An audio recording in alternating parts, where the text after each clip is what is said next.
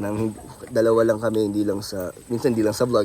Minsan niyayaya ko si Joy kasi lumabas, kumain, ng gano'n. Wow. Para lang sa ano. Wow, dito nyo lang malalaman yun. Para lang Niyayaya daw ni Kalingap Dan si Joy lumabas. Mas nilulook forward ko na mas maging magkapalagayan kami ng Lolo Nox, Joy. magkapalagayan pa nga guys.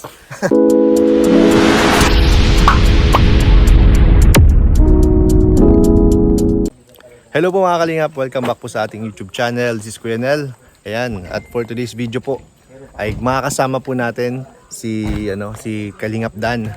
No, kasi nabigyan tayo ng pagkakataon po na makasama ulit si Kalingap Dan at para matanong po yung mga latest about po sa tambalan po ng Danjoy po.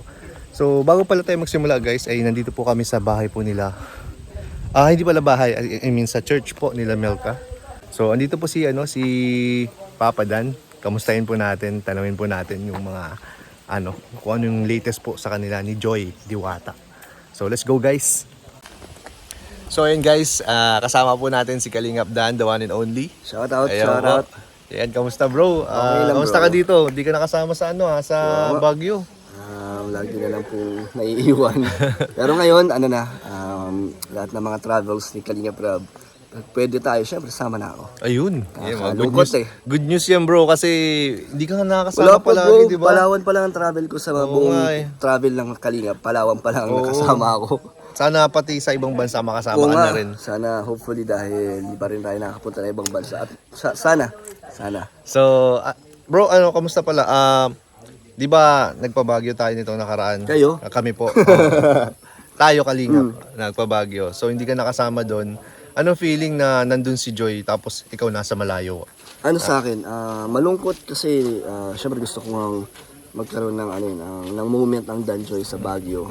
And gusto rin ni Kalinga Prab din. At syempre marami din supporters ng Danjoy na gusto talaga makasama para magkaroon nga daw doon ng moment or memories ang Danjoy sa Baguio.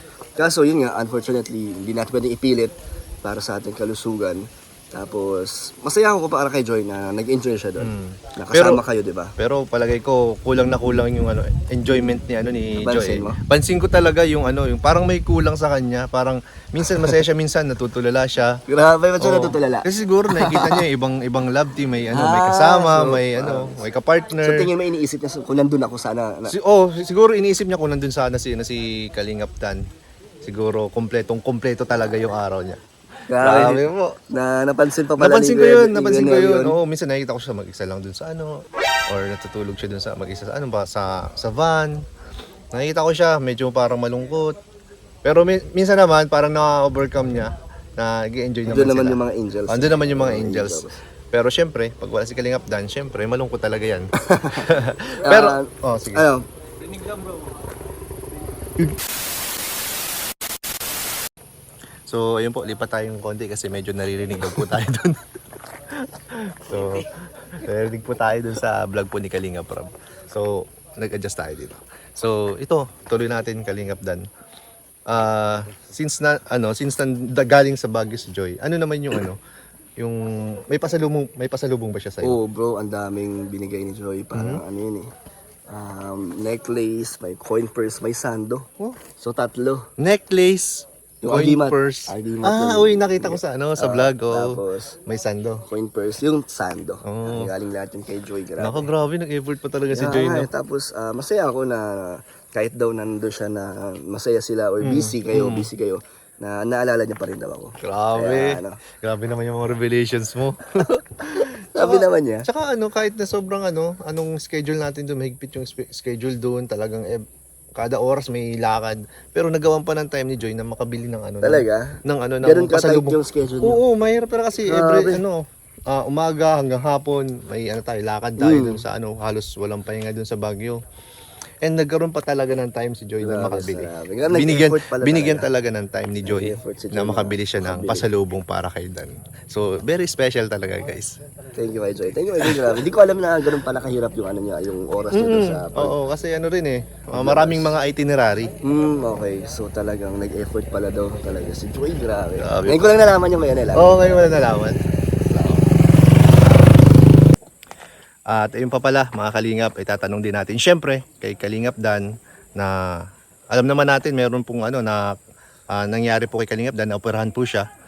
At nitong nakaraan lang, nabalitaan natin, may karamdaman din pala si Joy. So, anong masasabi mo doon? Kasi napansin ko doon sa vlog ninyo, alam mo yung nung nalaman mo yung kalagayan ni Joy, biglang from happy face, biglang biglang nagseryoso yung mukha mo. Nagulat din talaga kami. Ako at si Kalinga Prab talagang di namin ina-expect na may ganun si Joy. Kasi sis, di ba medyo nakakaba din kasi operation din yan eh. Pero buti na lang kay Joy is makukuha pa daw sa gamot. Ayun. And sabi naman ng mga ibang nagko-comment is daw yan, parang prone daw talaga mga babae sa sis. Pero saan part ba yun? Yung Dito sis din mo? sa left side din yung left side yata. So parehas talaga kayo. Pareho nga kami ni Joy, pero pareho kami may mga pinagdaanan or ngayon siya pareho kami nag-recover. Kaya parehas kayo ng under recovery ng 6 months. Yeah, 6 months nga. 6 months na. Sabi nga ni Joy, baka meant to be daw kasi. kahit sa sakit eh. Kaya nga Grabe. Pero di naman siya sakit talaga. Parang lang yun. Parang gagaling din. Oo, hindi naman ganun kagrabe, no? Hindi naman siya major na na kailangan ng maging wala naman gagaling yun. Tsaka kaya ni Joy yun, strong yun eh. Yeah, Strong yan si siyempre Joy. kilala mo na yan. Kalingap Dan. Kayo ngayon ni Joy, kamusta naman ang relationship ninyo? Bilang love team. Siyempre, pwede Sa ngayon love team. as love team, love team kamusta pala. naman relationship ninyo? Sobrang kumbaga sa 4 months namin na bilang magka-love team ay mas nagiging mas nagiging malalim na yung namin, yung samahan. Talaga? Kasi dati nag-uusap lang kami pag may shoot and di kami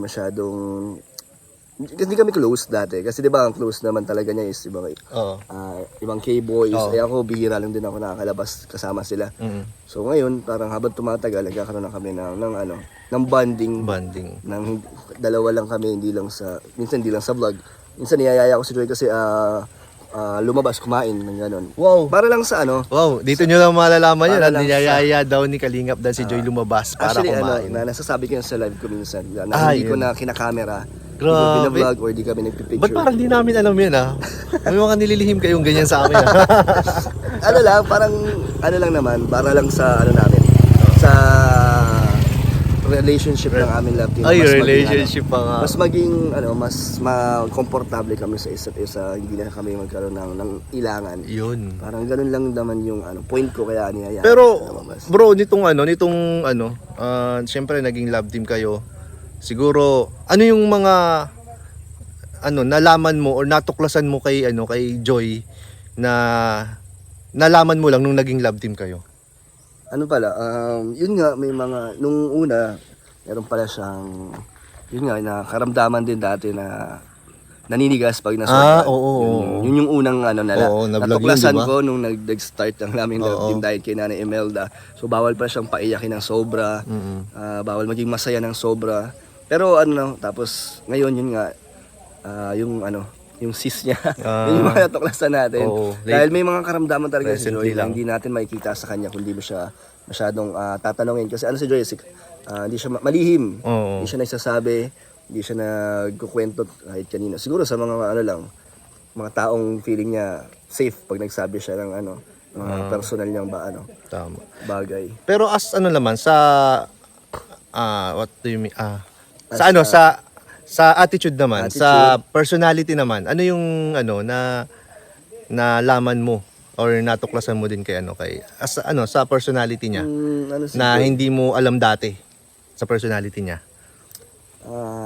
Sa ngayon, Or pareho lang? medyo meron naman akong mga napapansin na changes. Dati kasi 'di ba, baka tahimik sila pag kasama tayo or ako kasi baka naiilang or di sila komportable. So ngayon nagiging na si Joy, medyo madaldal. Wow. Tapos yung pagiging makulit niya. Uy, unti-unti. good thing yan. Good thing yan kasi nagiging komportable na siya. Oo. Kasi one time sinundo ko siya papunta doon sa parang sa dinner ng Danjoy. Parang dati kasi pag nung una pa lang sinusundo siya, tahimik lang kami. Parang kunyari, kung di ako magtatanong, hindi siya alam mo yung awkward, yung silent lang kayo. Pero nung mga lately lang na unti-unti na nagkukwento na siya about sa yung out of yung iba yung topic. Parang nanunumbalik na yung saya niya sa pag-vlog, no? Hindi, actually, kahit hindi vlog yung Kahit topic vlog. namin, Kahit Ang off-cam, topic no? namin, parang nagulat ako, nag-copy siya, may pala siya sa kotse, Oh. sa sports car. Tapos yun, parang nakikilala na namin yung isa't isa sa, hindi lang para sa vlog, di lang doon. Kaya nakakatawa at mas nilulook forward ko na mas maging magkapalagayan kami na Lodi Nox, Show. magkapalagayan pa nga guys. Sus, nako, guys, putulin na natin itong interview na to kasi baka kung ano pa masabi ni Kalingap Dan. Ay, grabe, bakit? Abangan na lang po natin sa mga susunod po nating interview. Baka masabi na niya lahat. Salamat, So, salamat mahirap po. yung alam nyo lahat eh. Kaya wala nang aabangan. Oh, wala nang abangan. Exciting. Grabe, salamat bro. Thank you, bro. Grabe, yan po ang mga latest updates po sa Tambalang Danjoy po. Suportahan po natin si Kalingap Dan. support niyo po. And syempre si Joy, ang kanilang love team, ang Danjoy. At sa lahat pong bubo ng Kalingap, suportahan niyo po. Thank you so much. Thank you so much po. Colonel. Sana nag-enjoy po kayo sa ating maikling vlog po or content for today. Salamat po. Bye-bye.